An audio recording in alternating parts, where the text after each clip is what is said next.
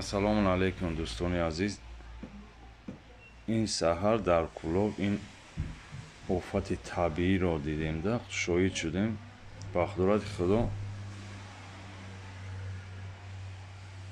ин намуд хокборишашро дар ҳаёт аввал бор мебинем. видим аст, яъне ки дидан дар роҳ дар масофаи 200 метр буд, қариб намедиди ҳеҷ ҷоро. ҳаво ба дараҷаи сурх буд ки хок ба замин мерехт. ин албатта ки офат буд, лекин борон додагӣ буданд. ба ҷои борон хок борид. ин албатта ба тамоми касалиҳои сил бениҳоят залал дорад. тавсия медиҳем ки дар ин рӯз набароед.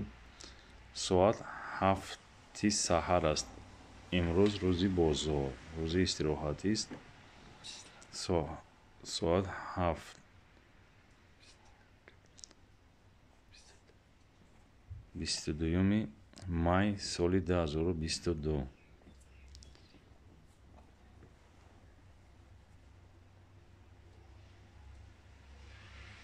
имрӯз боз борон додагӣ ҳастанд. агар худо кунад ки борон борад ва ин хокро шуста барад, вагарна ҳол бад мегардад.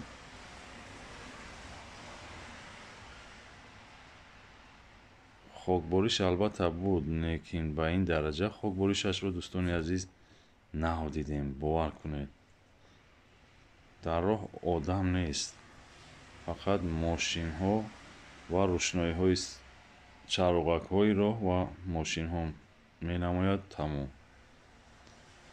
хуб дӯстони азиз,